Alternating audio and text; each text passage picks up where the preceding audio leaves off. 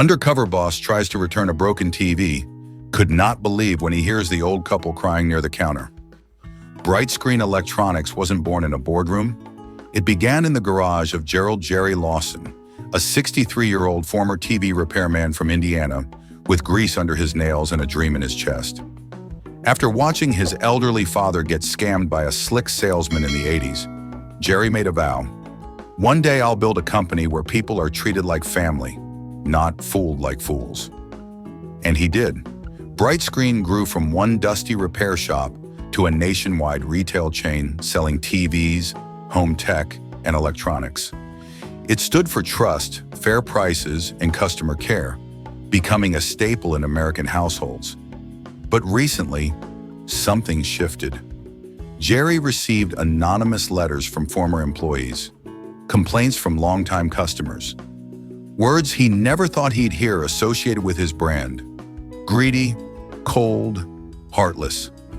Jerry knew he had to act, not as a CEO, but as a customer. Hey, I know so many of you come back to watch our stories, and it means the world. But the truth is, most of you watching right now still aren't subscribed. If you're one of them, please take a second and hit that subscribe button. It's completely free for you. And for me, it's the biggest support you could ever give. Disguised in a worn-out windbreaker, washed jeans, and old work boots, Jerry entered one of his flagship stores with a busted 55-inch BrightScreen TV strapped to a dolly. He kept his head down, his cap low. No one recognized him as the founder who once cleaned the windows himself. He approached the returns counter, heart pounding. Jerry softly. "Hey there, I bought this a few weeks back. Screen went out. I got the warranty and everything. Just need a return or replacement." Clerk, brows raised, unimpressed. "Yeah, no, looks like you dropped it. We don't take back damaged goods." Jerry. "But it just stopped working. I didn't drop it. I brought the receipt and warranty plan." The clerk rolled his eyes and snapped his gum. Clerk, mocking. "Everyone's got a story, Grandpa. Sorry, policy's policy." Behind Jerry, a few people in line shook their heads, whispering. Jerry turned away, humiliated, not as a customer, but as a man. He started to wonder, was this how his own father must have felt all those years ago? As Jerry slowly dragged his heavy TV toward the automatic doors, a soft, heartbreaking sound caught his ear. A muffled sob, followed by a trembling voice. He turned his head. Off to the side, near the service desk, stood an elderly couple. They looked out of place in the cold, modern showroom. The woman, petite and silver-haired, clutched a crinkled receipt in her fragile hands. Her husband, tall but hunched, leaned on a cane, his free hand gently resting on her back. The two were clearly in their late 70s, and they looked defeated. Across the counter stood Denise, the store manager, perfectly manicured nails tapping impatiently on the desk. Her expression could freeze fire. "Old woman," voice trembling, tearful. "We bought it just last month for our grandson. He's the first in our family to graduate college. It was meant to be a surprise, a gift for his new apartment. He was so proud." Her voice cracked, and she covered her mouth, trying to hold back the tears. "Old man," softly. "But it wouldn't turn on after the third week. I called the hotline. They told us to bring it here. We just want to exchange it. Please." He looked like he hated asking for help, like it pained him more than the limp in his leg. "Denise," cold, condescending. "Look, I don't know what number you called or what you think they said, but unless you upgraded your warranty at checkout, we're not responsible for defects after 14 days. Old woman, desperate.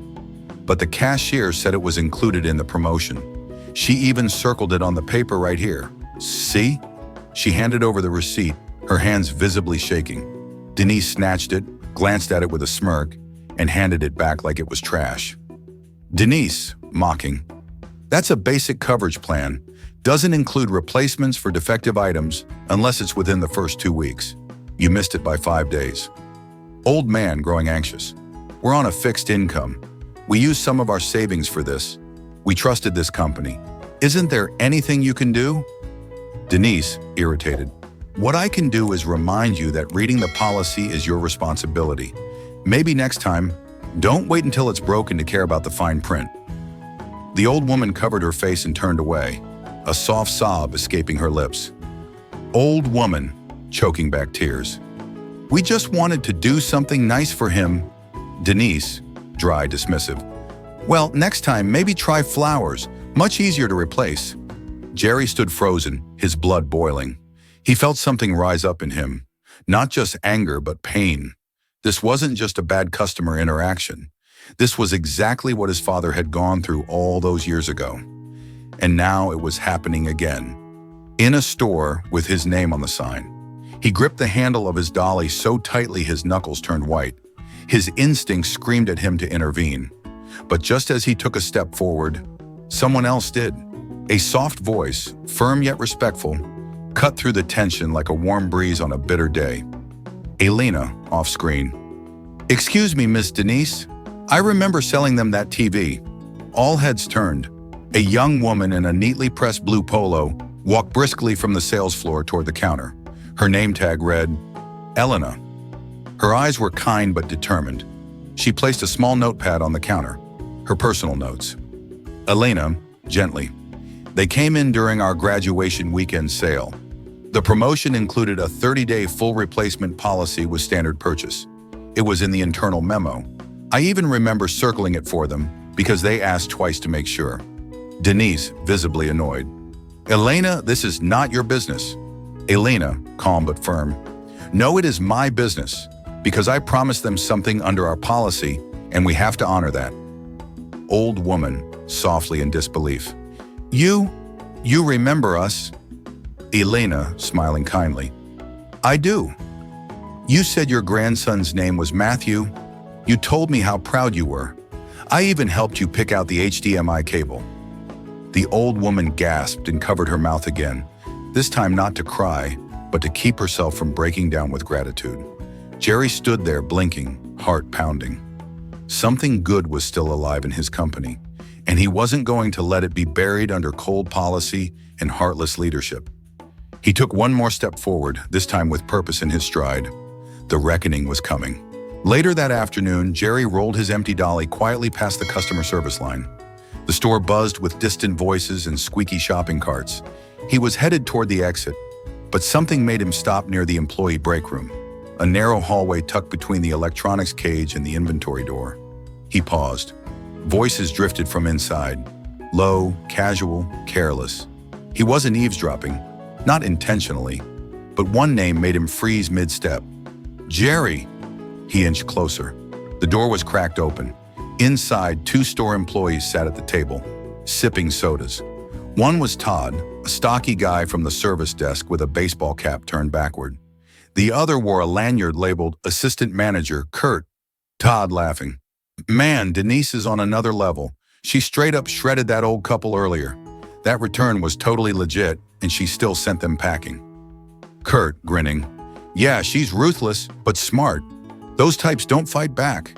Elderly, poor, quiet, easy targets." Jerry's eyes widened. His hands trembled around the dolly's handle. "Todd, she's got this whole thing worked out. Refuse the big-ticket returns, blame the warranty, move the money to store revenue. No refunds, no questions." Kurt. "And best part? Corporate eats it up. They think we're cutting losses. No idea we're padding Denise's bonuses with fake policy refusals." There was a pause, then something even colder came out. Todd, snickering. "You know what kills me? The whole scheme's running under Jerry's name. The guy who founded this place. Remember him?" Kurt, mocking tone. "Yeah, Mr. Integrity and Fairness." What a joke. He's probably out fishing somewhere with his retirement checks. Todd. "Nah, I heard he's still alive. Just old now. Doesn't show up anymore. Doesn't care. He'd probably trip over his walker if he tried to stop us." They burst into laughter. Jerry's heart stopped. He backed away from the door like he'd been punched in the gut. His chest tightened. They were using his name, his principles, to justify cheating people. He had built this store with everything he had. Back when receipts were handwritten and warranties were a handshake. Back when customer trust meant something. And now? Now they were treating his life's work like a con job. Worse, they thought he was dead. He leaned against the hallway wall, the fluorescent lights above flickering faintly as if they too were ashamed. This wasn't just about policy anymore. This was betrayal. The sobbing couple, the mocking laughter, the lies stacked up under his legacy like rotting floorboards ready to cave in. Jerry wiped his eyes quickly, tears of anger, not weakness. He knew what he had to do. The time for watching was over. The time for revealing had just begun. Jerry stepped onto the sales floor with a purpose he hadn't felt in years. His heart pounded, not from nerves, but from the fire that had been reignited inside him. The kind of fire that built this company from a single rented storefront to a national brand. He scanned the aisles, and there she was. Denise, standing at the front counter, berating Elena, the one employee who had shown compassion. A small crowd had gathered. Customers were watching, awkwardly pretending to browse. The elderly couple from earlier stood off to the side, clearly too intimidated to speak up. Denise, angrily, "You do not override my decisions, Elena. You're a junior associate, not a hero. One more stunt like that, and you'll be lucky to be working night shifts at the register." Elena, shaken but steady, "I was just trying to do what's right. They were promised." Denise, cutting her off, "What's right is keeping this store efficient, not giving handouts to crying seniors because you feel bad." Before Elena could respond, a strong voice rang out, louder than the intercom, cutting through the noise like a knife. "Jerry," commanding from across the store. "Elena, thank you for standing up for our customers. Denise." He took a few measured steps forward, and all eyes followed.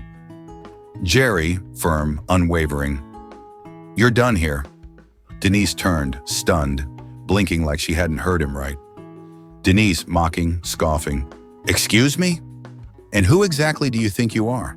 Before we show you what happens next, if you believe in standing up for what's right, even when it's hard, hit that subscribe button. This channel uncovers real stories where people fight back, speak up, and make a difference. Don't miss what's coming next. Back to story. The entire store froze. Jerry slowly reached into the inner pocket of his worn flannel jacket. He pulled out a black leather wallet, opened it, and revealed his ID badge, the one with the founder's seal. The name gleamed under the fluorescent lights. Gerald Lawson, founder and CEO, Lawson Electronics. The color drained from Denise's face. Her mouth parted, but no sound came out. Elena gasped. A customer nearby whispered, "No way! That's him?" Phones were already recording. Jerry, with calm power, addressing the room. "I'm Gerald Lawson. I built this company from the ground up. One customer, one promise, one return policy at a time." He turned toward the elderly couple. Jerry, voice softer now, emotional. "When I was a boy, my parents got scammed on a broken radio. The manager laughed and said we couldn't read the fine print. That memory never left me. It's why I started this company, to build a place where no one gets treated like they don't matter." He looked back at Denise, his eyes steely. "Jerry, and today I watched you mock two good people, lie to them, dismiss their dignity, all while calling yourself a manager. Not in my store." Gasps rippled through the crowd. Denise, stammering, I didn't know, Jerry, cutting in. "That's the problem. You didn't know, and worse, you didn't care." Security quietly stepped forward behind her. Denise, now ghost white, glanced around. She was no longer in control. Jerry, raising his voice to the store. "To the couple who was lied to, your grandson is getting a brand new upgraded TV, hand-delivered tomorrow. No charge. That's on me." The old woman began to cry again, but this time with relief. Her husband nodded, visibly emotional, holding back tears. Jerry, to the crowd, looking each person in the eye. "And to every customer watching, I'm sorry, this is not who we are, but it will be made right." He turned to Elena. Jerry, smiling with warmth. "As for you, you just earned a promotion. People like you, you're why we still have hope." Applause broke out. Slow at first, but then stronger. Genuine. One by one, people began clapping. Phones were still recording. The moment had gone viral before it had even ended. If you've ever been in a situation like this, if you were mistreated, ignored, or stood up for someone who was, Share your story in the comments. Let's bring these stories to light. Let's make things better, together. Weeks later, as the company cleaned house and reinstated values, Jerry received a sealed envelope. Inside, a resignation letter from his own nephew, who had quietly become the regional director overseeing that store chain. Attached was evidence. He'd been orchestrating the return denial scam to inflate margins and prepare BrightScreen for a shady investor buyout. Jerry stared at the letter for a long time. Then he burned it.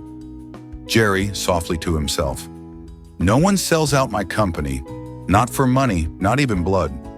Today, BrightScreen Electronics is more than just a store. It's a promise. Elena now leads customer service innovation nationwide. Stores feature new signs that say, "If it's not right, we'll make it right." No exceptions. And Jerry, he still walks into stores undercover every now and then, not to punish, but to protect the heart of what he built. Because sometimes you've got to return a broken TV to fix a broken culture.